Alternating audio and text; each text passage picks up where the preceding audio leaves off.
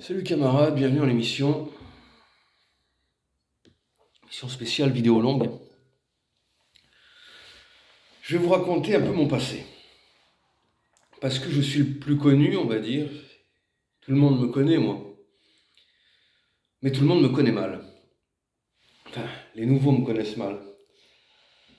Parce que vous entendez sur moi que ce qu'on vous dit. Comme on dit, on voit, on ne sait pas, on croit. Donc, je vais vous raconter un peu la vérité sur moi, qui n'a rien à voir avec ce que vous avez sur Internet.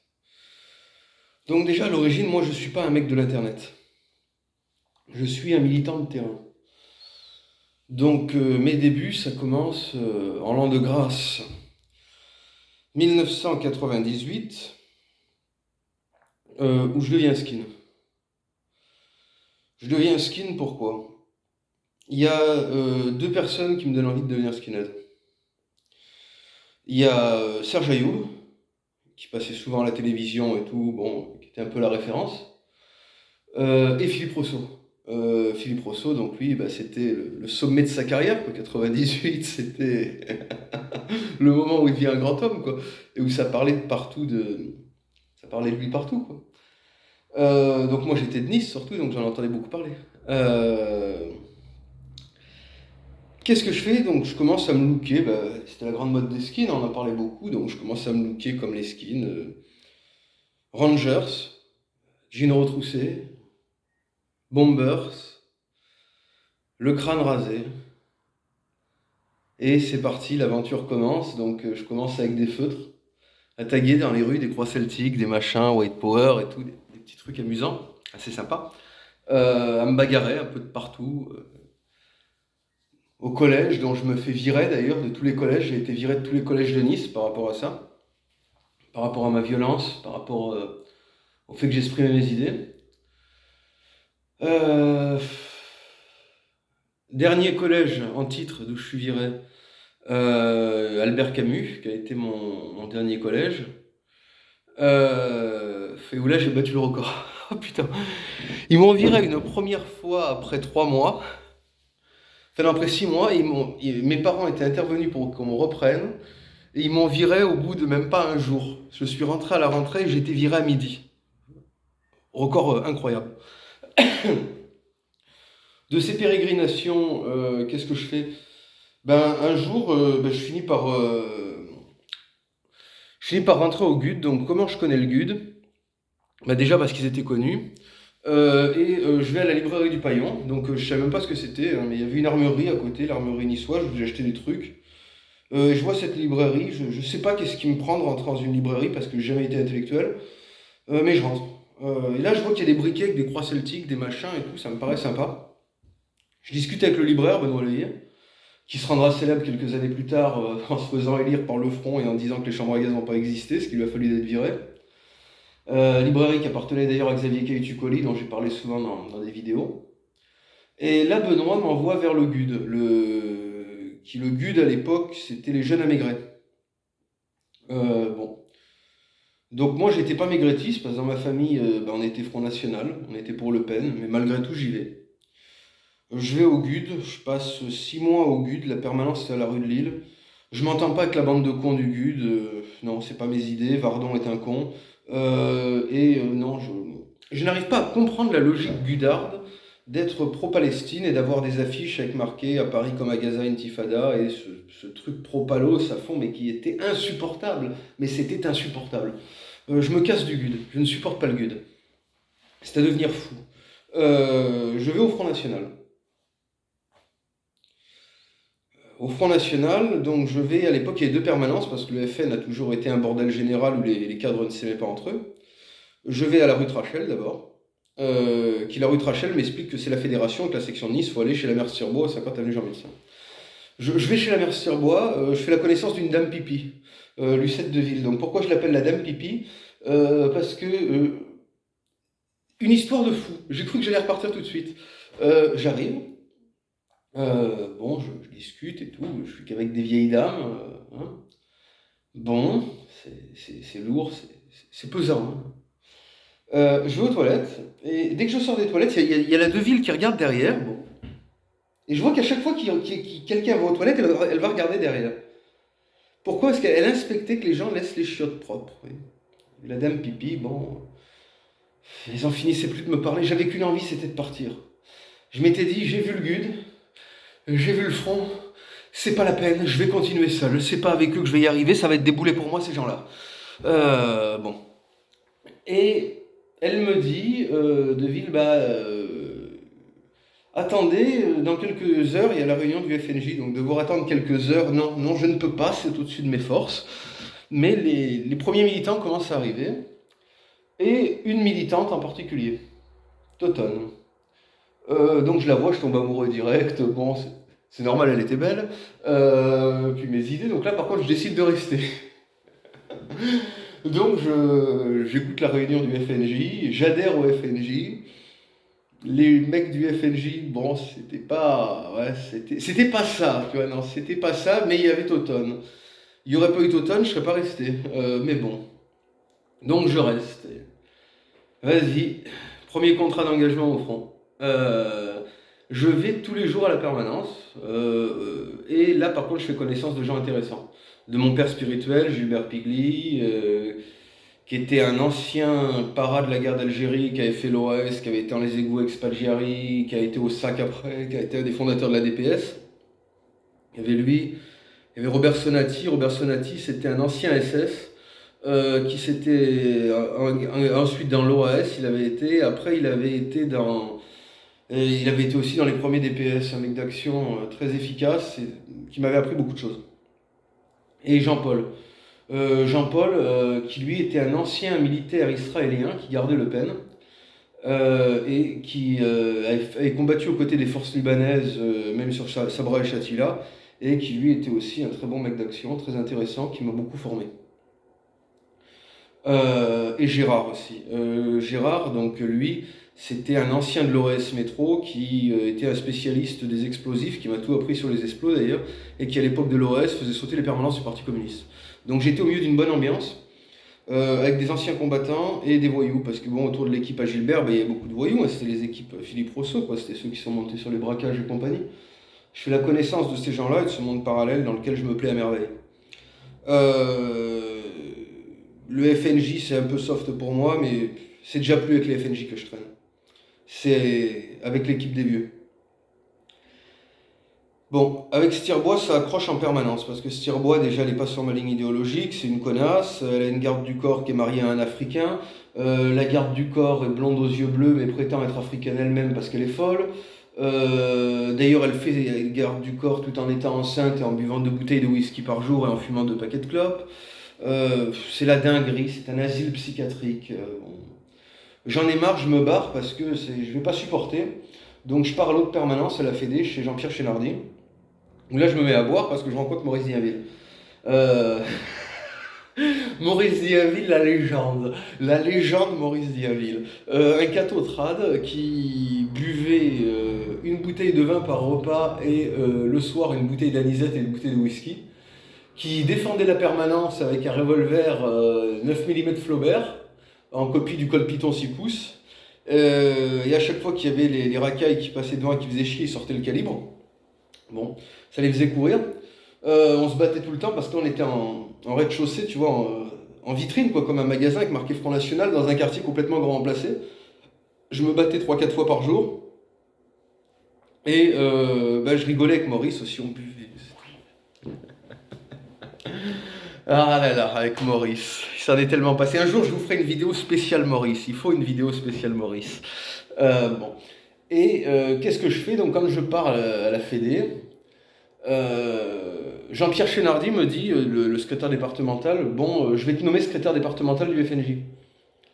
Je lui dis non, mais il y a Toton, et puis bon, il y a l'autre compte Barogno, mais Barogno il va pas rester. Donc Barogno c'était le SD du FNJ, mais qui avait décidé de devenir curé. Donc lui, bon, d'ailleurs il n'est pas devenu curé à la fin, mais il a quitté le FNJ. Grâce à moi d'ailleurs, il a quitté le FNJ.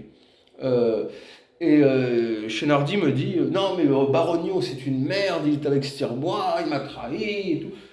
Ah oui, je vous le fais pas dire, c'est un con, il sert à rien, il est inactif. Bon, je démolis Barogno dans les règles, comme il faut. J'en rajoute en plus, enfin, je monte tout un tas de trucs. Lui, j'avais prévu de le dégager de toute façon. Euh, Et je lui dis, mais il y a Totone. Il me dit, Totone, elle est avec Stirbois, c'est pareil. Je lui dis, non, non, elle est très bien, elle est très proche de moi, c'est une amie à moi et tout. Il dit, c'est pas grave, je te nomme et tu la prendras comme adjointe à ce moment-là. Je fais, non, je veux pas être nommé. Je lui dis, non, Jean-Pierre, je veux pas, je veux pas. Et là, je fais la connerie que j'aurais jamais dû faire dans ma vie. Je lui dis, non, elle était là avant moi, non, je veux pas, je refuse le poste. Et il me dit, bah alors appelle-la ta Totone, là, appelle-la ta chérie et dis-lui qu'elle a 1 heure pour être ici. Je l'appelle et je lui dis à Total, mais je lui dis, il faut que tu viennes me voir à la Fédé. Il me fait, non, je t'ai dit, je peux pas, Alex, je suis responsable de Nice, je peux pas être à la fédération, sans ça, Stirbois va me virer. Je lui dis, non, mais t'es nommé SD, sans ça, il me nomme moi. Il me dit, quoi? Je fais, oui, il voulait me nommer moi et je t'ai fait nommer toi. Elle me dit, attends, j'arrive. Elle arrive, elle est nommée, elle me félicite, bon, elle est très fière de moi, je suis son plus fidèle. Euh, De là, qu'est-ce qui se passe? Bon, mais son équipe est encore trop soft. Mais moi, bon, bah, ça me permet que j'ai mes potes aussi, hein, parce qu'en parallèle, j'avais constitué mon FNJ à moi avec des potes plus à mon image. Il y avait mon FNJ radical et c'était nous qui collions, c'était nous qui faisions tout, on faisait tout le boulot pour elle. Bon, elle était toute contente, elle me nomme adjoint dans la foulée et compagnie. Et de là, elle me fait un sale coup. Quand elle a été nommée, elle est devenue soft, modérée. Une fois, elle me dit va te foutre derrière dans la salle aux affiches parce qu'elle recevait un fashion et qu'elle avait peur que je lui fasse peur en étant looké en skin. Euh, Ça me gonfle. Ça me gonfle, j'en peux plus. J'ai tout fait pour elle, je l'ai mis en place, elle me traite comme de la merde. Bon, qu'est-ce que je fais? Je dis je vais faire ma formation à part, hein. De toute façon, on avait déjà prévu, puisqu'on avait fait la campagne de 2002, on avait fait la campagne qui avait mené Le Pen au 2e tour, qui avait été particulièrement violente, où on se battait tous les jours. Et que moi, j'avais mon groupe que j'avais déjà constitué, mais qui n'avait pas encore de nom. Et là, je dis, bon, ben j'en ai marre, je fais ma formation, unité blanche. Et je dis à Toton, on sera la branche radicale du FNJ. Mais on est indépendant maintenant. T'as pas ton mot à dire. Elle me fait, non, mais je suis d'accord, fais comme tu veux, mais tu vas pas contre moi. Je fais, non, je vais pas contre toi, mais. Voilà. Donc, tu as les deux groupes qui se côtoient, FNJ et Unité Blanche, mais au moins, on a notre indépendance. On subit plus ses caprices. Donc là, c'est la naissance de l'Unité Blanche. On est en l'an 3, en 2003. Donc, je reste là-bas jusqu'à que je me prenne la gueule avec tout le monde, bah, comme d'habitude, dès que je suis quelque part. Je me prends la gueule avec Chénardi parce que, bah oui, quand il faut défendre une permanence qui est située dans un quartier grand emplacé et qu'on se bat 3-4 fois par jour, bah c'est évident qu'il faut des armes pour le faire. On va pas faire ça à main nue, hein. Donc il râlait parce que je venais armé et tout, bon, et on se dispute, on se prend la gueule, et ça vient que ça pète, et voilà, et je me casse, et je dis, je me casse, je suis français. Vous m'avez fait chier. Donc moi et mon équipe, on se barre.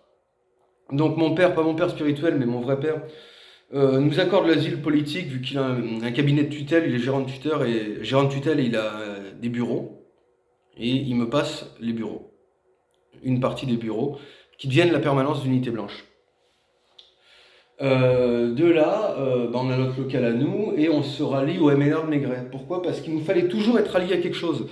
Pour la bonne raison économique. On utilisait la propagande du front pour recruter pour nous. Bon, bah maintenant, nous utiliserons celle de Maigret pour recruter pour nous. Parce qu'on recrute par le biais d'un groupe, les gens viennent et nous les recrutons quand ils sont dedans.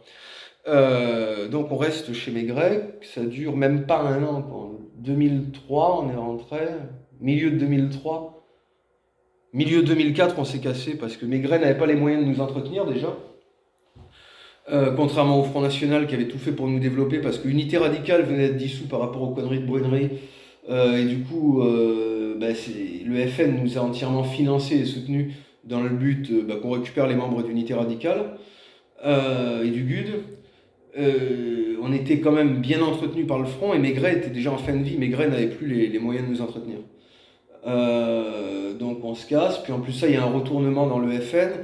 Il y a Stirbois il y a Chénardi qui crève. Enfin bon, on ne sait pas s'il a crevé ou s'il est parti refaire sa vie sous une autre identité en Afrique. On n'a jamais trop su le fin mot de l'histoire. Enfin, Chénardi disparaît, Stirbois est viré je ne sais plus où. Le FN change, ça change. Ils avaient mis entre-temps le vieux gubernatisme, bon, il dure pas longtemps, heureusement. le FN change et mon père spirituel devient important dans le FN, c'est-à-dire qu'il devient responsable d'abord de la 3e circonscription et de toute la propagande. Il y a Rémi François qui est SD, et Toton qui a besoin de moi. Et parce qu'on continuait de l'aider, hein. Non, on continuait de faire sa sécurité, on continuait de l'aider, on n'a jamais cessé de l'aider.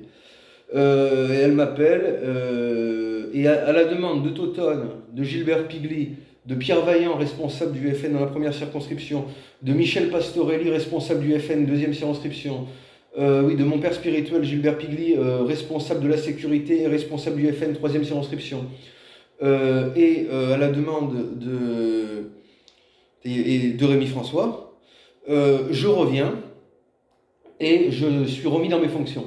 C'est-à-dire que je redeviens numéro 2 du FNJ et numéro 2 de la sécurité. De là, les choses vont encore mieux.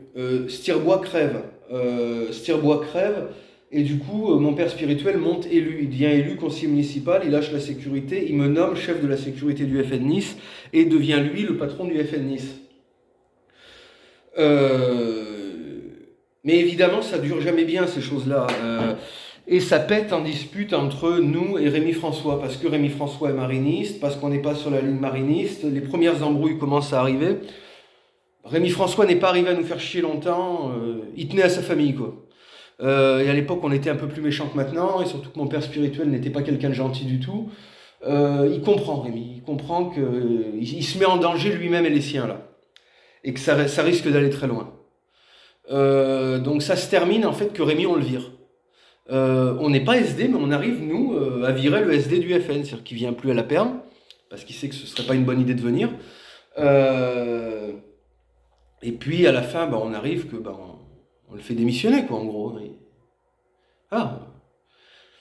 Mais entre-temps, ça s'était mal passé. Il y a eu plusieurs incidents entre les marinistes et nous, dont une bagarre où j'ai frappé un mec. Pour éviter de devoir trop le frapper, j'avais sorti le revolver pour calmer tout ça. Donc première bagarre dans la permanence, quand il y avait Dominique Martin qui était venu, un merdier pas possible, plusieurs histoires. Rémi François essaie de nous virer, il ne peut pas le faire parce qu'il est que le SD et mon père a laissé la section de Nice. Bon, c'est là où ça commence vraiment à péter et je dis à Toton de nous soutenir, de faire bloc avec nous, mais elle veut pas nous soutenir. Opportuniste qu'elle est, elle veut rester avec la Fédé. Donc alors que là, nous on était radical et que la Fédé l'était pas, mais elle s'en fout, elle reste avec la Fédé. En plus de ça, elle s'est fait gouroutiser par la bande de merde des pseudo-Nissa skinheads qui n'ont jamais été skinheads de leur vie. Parce que leur seul truc, c'était d'aller faire les marioles dans des concerts en Italie, mais ils n'ont jamais fait d'activisme de terrain en France, et quand il fallait coller des affiches, ils se chiaient dessus. Eux, j'ai exterminé quasiment leur chef, d'ailleurs, vu qu'on s'est battu. J'ai sorti un fusil de chasse à canoncier. Il est parti en courant, on l'a jamais revu, celui-là.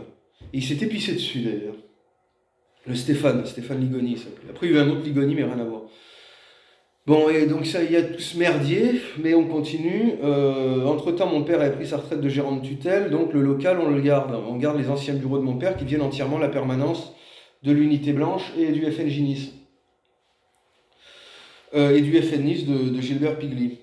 De là, comme je dis, avec toute la pression qu'on met sur Rémi François et compagnie, Rémi François trahit et rejoint les identitaires qui faisaient une liste. Les identitaires étaient anti-FN, ils faisaient une liste concurrente au FN. Et on arrive du coup, par les conneries qu'il fait, à le faire exclure par Le Pen. Qu'est-ce qui se passe de là? De là, il y a la campagne municipale FN contre identitaires.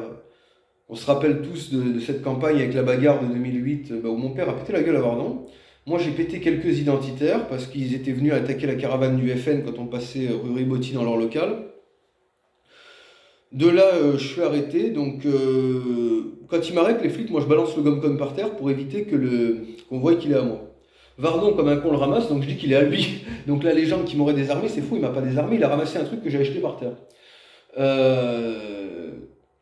Et de là, il y a la garde à vue, je sors de garde à vue, parce qu'à la demande de mon père qui dit qu'il a besoin de son garde du corps, nanana, qu'il est élu et tout. Et puis le lendemain, je dois me représenter, évidemment, je me présente pas, je pars en cavale. Je suis arrêté quelques temps après. Et il y avait une perquise chez moi et ma mère n'avait pas eu le temps de mettre de l'ordre, donc on retrouve des armes, des explos et des trucs nazis. Donc il y avait des trucs nazis, oui, mais je précise qu'il y avait aussi des trucs américains, des trucs russes et tout, parce que je suis un collectionneur de militaria, mais évidemment ils ont parlé que des trucs nazis. Bon, ça fout la merde. Bon, là les années ont passé, vu qu'on est en 2008. Et là, on nous envoie la mère Chénardi comme SD après la municipale. Municipale qui a été brillamment perdue à cause de Marc Georges. Marc Georges qui était un proche d'Alain Soral et Dieudonné qui a été le pire directeur de campagne qui soit. Il a empêché l'alliance avec Perra alors qu'on devait faire alliance avec Perra, qui était le maire sortant. Si on avait fait alliance avec Perra, les choses auraient été différentes. Mais Perra avait aussi un entourage assez con d'un côté. Bon, face à sa merde, rien ne se passe comme prévu. Euh, En plus, après, mon père spirituel, Gilbert, s'attrape un cancer. Il s'attrape un cancer, et là, bon, il va mal, quoi. C'est cancer de la prostate, c'est vite guéri, mais ça a métastasé partout. Et bon. Euh, En dernier, il arrivait plus trop à gérer la section, quoi. C'était moi qui gérais. J'étais son adjoint et c'était moi qui gérais. Je lui servais de chauffeur aussi, il était beaucoup moins présent. Euh, et on voit que l'influence mariniste monte trop. En plus, il y a Bruno Ligoni qui est arrivé, qui est un envoyé de Paris de chez Marine. Le mec emmerde comme pas possible. Je l'accueille comme il se doit, c'est-à-dire en lui pétant la gueule. D'ailleurs, petite anecdote amusante, quand je lui ai cassé la gueule, il m'avait tellement énervé. Il a fallu que les gens du FN ils se mettent à 6 pour me le retirer des mains, tellement que je m'acharnais dessus. Et quand ils me l'ont retiré des mains, il y a Landru qui me retient. Donc Landru, c'est un copain à moi, c'est Alexandru, mais on l'appelait Landru pour rigoler. Et il me dit calme-toi, Alex. Et moi, je hurle sur Ligoni, je hurle comme ça, je lui fais maintenant tu fermes ta gueule, tu nous fais plus chier. Ça, je te défonce la gueule, t'as compris? Et t'as Landru qui me tient comme ça, qui me fait non, mais calme-toi, Alex, ça c'est bon, tu l'as déjà fait, tu viens de le faire, regarde la gueule qu'il a. Je pète le mec, donc lui il va s'asseoir au bureau, il est comme ça, là il est mal, il est comme en hypothermie, il tremble après que je l'ai frappé. T'as moi qui arrive sur le bureau, qui sort ma bite et qui lui pisse dessus en plus. Bon. Donc imaginez le bordel que ça fout, vu que c'est quand même dans la permanence du front que ça se passe, entre des gens du front. Bon. Donc c'était devenu intenable, le Chénardi qu'ils avaient mis, la Chénardi n'en peut plus. Et Chénardi, on n'arrive pas à la virer comme on a viré Rémi François, parce que c'est plus dur, c'est la maîtresse à Jean-Marie Le Pen. Donc c'est plus dur. Mais si Gilbert n'avait pas été malade, Chénardi, lui serait arrivé un accident, de toute façon, on avait dit. Si on n'arrivait pas à la virer, il lui serait arrivé un accident. On y avait pensé d'ailleurs. On avait pensé à faire plusieurs personnes comme ça, à faire des accidents ou à faire passer ça sur les gauchistes. Mais bon, là, on n'a pas pu faire ça parce qu'il est tombé malade. Ça fait comme les explos que j'avais et qui m'ont été pris dans la perquise. S'il n'y a pas eu la bagarre avec Vardon et qu'il n'y a pas eu la perquise, ces explos, ils n'étaient pas là pour rien. Il était prévu de faire un attentat à Nice Étoile. Attentat qui devait tuer personne, mais juste faire sauter, mettre une bombe dans Nice Étoile avant les élections pour faire passer ça pour les islamistes dans le but de faire monter le FN. On avait aussi prévu de tuer Ligoni d'ailleurs. On avait fait tous les repérages. Et on avait prévu aussi de tuer Ligoni pour faire un martyr au FN, être débarrassé de Ligoni, ce qui était aussi une bonne chose. Ça faisait monter les scores du FN. Donc faire un attentat à Nice Étoile et assassiner un cadre du front. C'était moi qui devais m'y coller d'ailleurs. Donc on avait prévu ça. Mais on n'a pas pu. Bon, de toute façon, le temps a fait notre travail, vu que Ligoni est crevé aussi. Et pour petite anecdote, d'ailleurs, il s'était amusé à me narguer, à venir à mon procès quand j'ai été arrêté. Moi, je suis venu à son enterrement. Donc j'ai dit, voilà, il est venu à mon procès, je suis venu à son enterrement. Bon, donc où j'en étais, ouais. Donc le FN devient intenable, il y a trop de marinistes, et en même temps il y a Serge Ayoub. Donc Ayoub, je l'avais déjà rencontré en Thaïlande. Et là, il est revenu en France, Ayoub, et il crée son premier parti, la SDE, Société des Égaux. De là, moi et Gilbert, on décide de rejoindre la SDE. On rejoint le premier parti d'Ayoub. On va à l'inauguration du local. On se fait pas trop voir parce que Gilbert était malade et le déplacement Nice-Paris en bagnole l'avait beaucoup fatigué. Donc bon. On va au local et après, bon, bah, qu'est-ce qui se passe? 2009, bah, Gilbert il meurt, moi je continue, mais je suis entre cavale et prison. Donc enfin, je suis en cavale, quoi. La prison ça commence à partir de 2011, donc c'est pas trop facile, mais je continue. En parallèle se crée un club de bikers lié à l'UB, les Fenneries. Et donc, bon, ben moi, je continue, puis je commence ma première expatriation en Argentine. Je reviens par rapport à une fille, Sofia. Bon, ben, c'est là le moment où je me fais arrêter, en 2011, première incarcération. Il y a tout un tas de chefs d'accusation et de condamnation qui tombent sur moi. Je suis condamné à 9 ans de prison, mais avec la confusion de peine, c'est-à-dire que si tu prends plusieurs peines, il n'y a que la plus grosse qui compte. En fait, ça ne fait que 4 ans. Et sur les 4 ans, en fait, je fais 16 mois. Je fais 16 mois sur les 4 ans, grâce aux remises de peine et tout ça. Et à un aménagement de peine, que je respecterai pas à l'aménagement de peine d'ailleurs. Euh, mais entre-temps, donc bon, bah, quand je sors de prison, je continue le combat. Déjà que j'avais continué en prison en m'affichant, en écrivant un bouquin, en mettant des tatouages et tout. Je sors de prison et bah, je continue avec Serge Ayoub. La SDE est devenue troisième voie entre-temps. Donc je continue avant de retourner en prison pour non-respect de ma libération conditionnelle et d'être auditionné dans l'affaire du meurtre des Fennery. Après, comme je l'ai dit, je retourne en prison après 5 mois.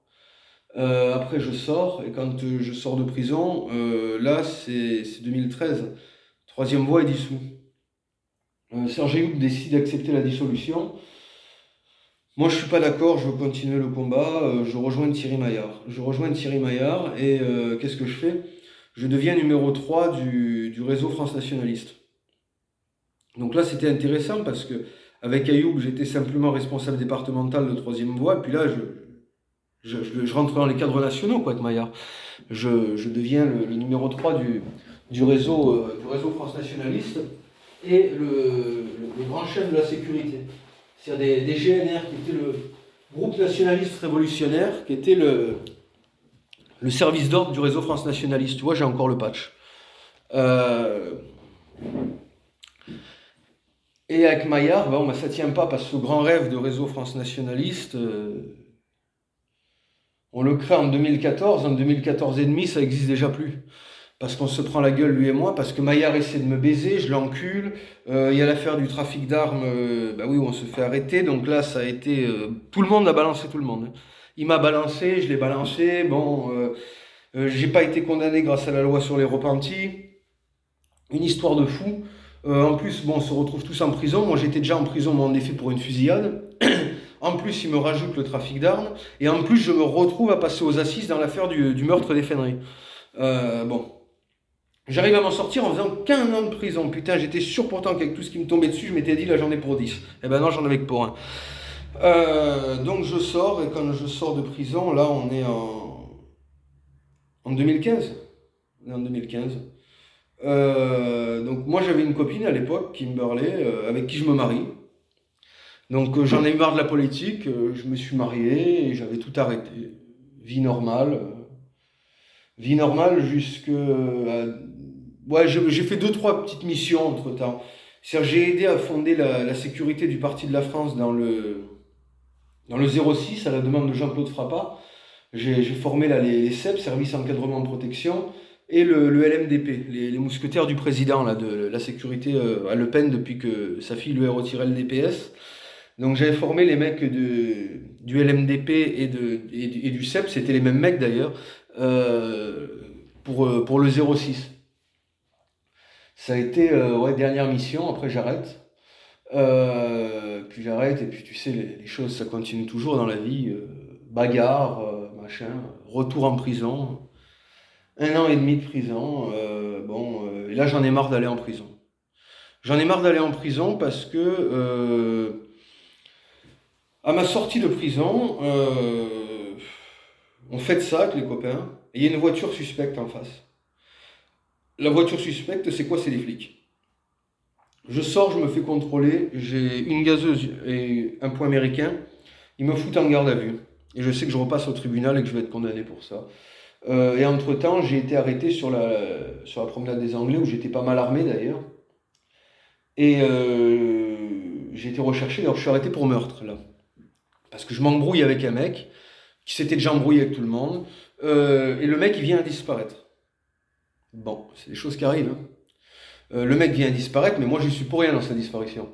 Qu'est-ce qui se passe? Ben, les gens, les ragots, les machins, les trucs, plus une lettre anonyme envoyée par quelqu'un, hein, on ne dira pas, mais bon. La lettre, elle n'a pas été anonyme pour tout le monde. D'ailleurs, c'était pas une lettre, c'est une info quoi, qui est passée, qui dit que c'est moi qui aurais tué le type et que je l'aurais fait disparaître. Donc je suis arrêté sur la promenade des Anglais. Bon, j'étais armé déjà et je suis arrêté pour suspecté d'assassinat, meurtre ou assassinat. Euh, de là, il n'y a aucune preuve, il n'y a rien. Je suis relâché parce que le mec n'est pas mort, tout simplement. Il n'y a rien. Il n'y a rien qui dit qu'il est mort. Il n'y a rien, il n'y a rien, il n'y a rien. Bon. Je suis relâché, mais je suis gardé pour les armes que je détenais. Voilà. Et là, j'en ai vraiment marre. Et je bénéficie d'une permission, donc là, ils l'ont fait exprès, hein, la pénite. Parce que jamais ils m'en avaient accordé, parce qu'ils savaient que quand j'avais eu l'aménagement, je ne m'étais pas présenté, donc bon, ils savaient très bien. Tout le monde savait que j'allais m'évader, mais ils en avaient marre de me supporter, quoi. Donc j'ai la permission, je m'évade. Je m'évade de Tôle, je pars en Italie. En Italie, je vis quelques mois, je suis repris à Brindisi. Je finis ma peine en prison à Brindisi. Et j'avais une autre peine qui attendait pour le poing américain et le couteau. Mais là, entre-temps, en Italie, je reprends la politique. Je reprends la politique quand je suis en prison à Brindisi parce que je vois que quand je suis arrêté, il y a tout un reportage sur Brindisi Report sur moi. Toi, tu te réveilles et tu te vois toi à la télé. Ça me donne envie de reprendre. C'est ce que je fais. Je reprends, je quitte l'Italie, je pars en Europe de l'Est, je relance Unité Blanche et tout, sur le mode de communautaire survivaliste. Parce qu'à l'origine, Unité Blanche, c'est une bande de skinheads. C'est une bande de skins et c'est une milice. Mais Unité Blanche, on était une milice, mais qui s'entraînait réellement. C'est-à-dire que nous, quand c'était Unité Blanche en France, on faisait du tir, on faisait... D'ailleurs, tu étais obligé de faire du tir pour être AUB. On faisait des sports de combat, de Krav Maga, où je formais les mecs moi-même au Krav Maga. On faisait du survivalisme, on faisait de l'airsoft pour s'entraîner au combat. Et à l'époque, les 22, les carabines 22 et tout, c'était en vente libre, et tu étais obligé d'en acheter quand tu étais à Unité Blanche. On était obligé d'avoir... J'avais obligé une arme d'épaule, une arme de poing. Sur une carabine 22 et un revolver en 44 mag à poudre noire. Bon, et c'était une milice à l'origine UB. Après, quand j'ai relancé UB, c'était plus une milice, c'était organisation communautaire survivaliste, comme c'est maintenant. Donc de là, je relance UB. Mais par rapport à mes problèmes, je suis arrêté en Slovaquie. La Slovaquie ne reconnaît pas les conneries de la France et me laisse libre. Mais ils refont un coup. Du coup, ils m'arrêtent pour mes tatouages et apologie du fascisme.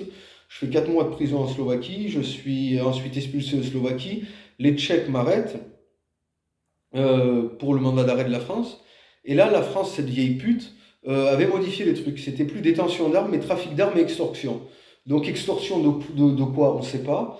Et trafic d'armes, non, parce que j'avais déjà purgé ma peine pour trafic d'armes. C'était juste pour de la détention. Mais ils ont modifié exprès pour me faire estrader.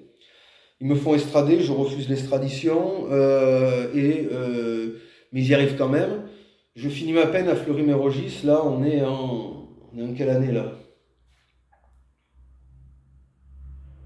On est en 2020. Ouais, on est en 2020 là.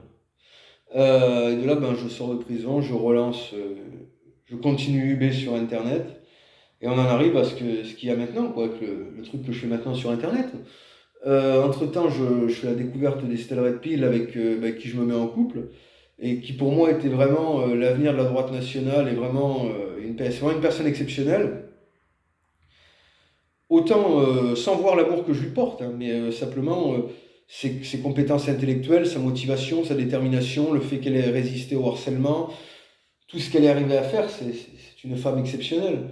Pour ça que j'avais décidé de me rallier à elle jusqu'à qu'elle arrête. Elle a arrêté la politique en même temps qu'elle a arrêté sa relation avec moi. Mais là, c'est un tournant dans ma vie. C'est un tournant dans ma vie, pourquoi? Parce que, comme toute l'extrême droite la harcèle et tout, j'ai toujours fait partie de l'extrême droite, j'ai toujours vécu dans l'extrême droite. Mais là, je décide de quitter l'extrême droite. Je décide de quitter l'extrême droite et d'être indépendant. Ça faisait déjà longtemps que j'en avais marre parce que c'était que des branleurs, parce que ça ne tenait pas le coup, parce que c'est insupportable, parce qu'ils sont légalistes, parce que si tu fais quelque chose, dès que tu fais quelque chose, on va venir te cracher dessus. Ceux qui te crachent dessus, c'est ceux qui ne font rien. Donc on va te traiter de mytho parce que les gens n'ont pas les couilles de faire des choses, donc ils s'imaginent que c'est pas possible que toi tu les aies. C'est de la merde, et tout ce qui est pas de la merde, ils crachent dessus. Bon, j'en avais marre. Mais là, ça a vraiment été un tournant, je décide de quitter l'extrême droite. et de devenir indépendant et de continuer l'aventure UB, voilà, avec ma communauté.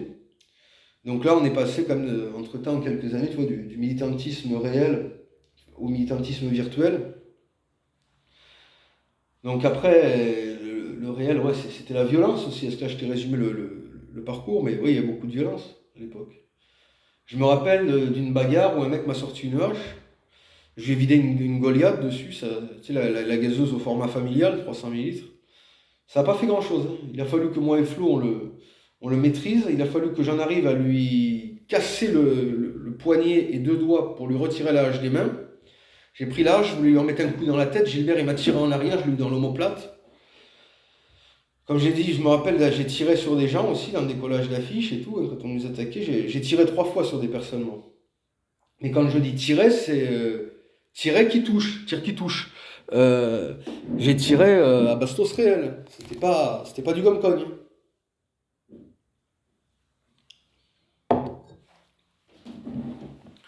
Qu'est-ce qu'il y a eu d'autre comme bagarre? Il y en a eu plein, j'ai risqué plein de fois. Ma vie, c'était. Surtout qu'à l'époque, je me baladais looké en skin, tout le temps en permanence looké. C'était violent. Et bon, je me suis retrouvé dans une cité avec 30 mecs qui voulaient nous lyncher, qui avaient des couteaux et des barres de fer. Il y en a un, il m'a lancé une haltère, j'ai esquivé l'haltère, j'ai tiré dessus. On m'a arrêté pour ça, et condamné alors que j'étais en légitime défense. Le mec sur qui j'ai tiré a porté plainte en plus. Une deuxième fois, on s'est retrouvés, on était deux, il y en avait une quinzaine en face, dans la même cité à Saint-Charles, à Nice-Nord. J'ai tiré là aussi, donc ils ont voulu faire croire que j'ai tiré sur une voisine. Non, une voisine a rameuté de la racaille. J'ai tiré sur la racaille, là aussi encore prison. Donc ouais, la violence, il y en avait, c'était beaucoup plus violent avant que maintenant. Mais d'un côté, c'était mieux. Parce que avant l'époque des réseaux sociaux, quand on était dans la violence, ben t'avais pas toutes les merdes comme les trolls. Parce que les mecs, ben, celui qui assurait pas, celui qui n'était pas capable d'assumer ses propos, valait mieux pas qu'il les tienne. Parce que ça, au bout d'un moment, il rencontrait un problème. Tandis que maintenant, avec Internet, ils sont tous sous pseudo, ils sont tous cachés, tous dissimulés. Ils n'ont jamais à assumer. Donc, vu qu'ils n'ont jamais assumé, ils se permettent tout. Tandis qu'avant, au moins, il y avait que les hommes forts qui parlaient. Maintenant, l'emmerde, c'est qu'il y a tout le monde qui parle. C'est un peu le problème. Ça fait comme à l'époque, bah oui, la violence, c'est simple, hein. T'as la racaille, si tu te fais défoncer, il n'y a rien. Mais si c'est toi qui les défonces, la police arrive, t'es arrêté, et la justice te condamne et tu vas en tôle. Donc t'as l'acharnement judiciaire, hein. Ils t'interdisent d'avoir des armes et tout, parce qu'ils veulent te laisser pieds et poings liés à tes ennemis. Donc mais t'es pas le choix que d'avoir des armes, parce que si t'as pas d'armes, tu meurs. Donc aussi à mon époque, pour tenir, bah, fallait pas avoir peur des condamnations et de la prison. Bon, maintenant les mecs se font une garde à vue, ils sont traumatisés à vie. Euh, Ils ont une convocation, ils disparaissent. Moi, à mon époque, la prison, ça faisait partie du parcours du militant, quoi. Donc à l'époque, au moins, même ceux que j'aime pas, même ceux avec qui je suis fâché, hein, mais que ce soit moi ou eux, au moins, on était des mecs qui n'avions pas peur de se battre, qui n'avions pas peur d'aller en prison. Donc on était quand même des alphas.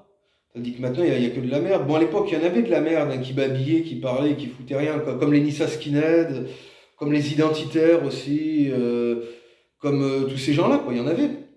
Mais tout le monde savait que c'était des trompettes, quoi. Mais les vrais mecs efficaces, les vrais skins, bon, ben, on savait qui on était, quoi. Maintenant, il n'y en a plus parce qu'il y a tellement de merde dans l'extrême droite que tout ce qu'il y avait de valable a disparu.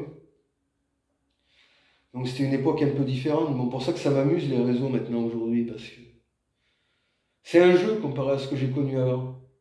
C'est de la douce rigolade. Mais bon. Voilà, donc petit mot de la fin, qu'est-ce que je peux dire? Allez, on va dire la devise du Ku Klux Klan. Euh, c'est quoi déjà? Hier, pour aujourd'hui comme hier et comme demain. On ne change pas. Qu'est-ce que j'ai à penser de tout ça? Ce combat n'a mené à rien, l'extrême droite ne mènera jamais à rien, elle est entièrement manipulée, elle n'arrivera jamais au pouvoir. Et puis c'est pas un truc français, ça marchera jamais en France, ça marchera jamais ce truc-là. Il n'y a aucune chance d'arriver au pouvoir. Ni par les élections, ni par la violence, le coup d'État n'en rêve même pas. Il n'y a aucun moyen d'arriver au pouvoir. Mais bon, défendre son identité et ses idées, c'est déjà bien. Et bon, beaucoup de merde, parce que quand je vois tout ce que j'ai fait pour voir où en est l'extrême droite aujourd'hui et les merdes que c'est, qui se permettent de s'opposer à moi, voire même de me cracher dessus, ou de cracher sur Estelle. Quand je vois Zemmour, alors là j'ai des envies meurtrières, là, vous savez, Zemmour ça me déclenche. Me dire que j'ai participé à ce qui a amené à ça, ça fait pas plaisir, c'est décevant. C'est très décevant, mais malgré que c'est très décevant, il y a quand même eu de bons moments. On a bien rigolé. Au moins, ça a servi à rien, ça a rapporté plein d'emmerdes, mais je me suis bien marré. Et moi, vous le savez, tout me fait rire, donc je continue. Voilà, allez avec camarades.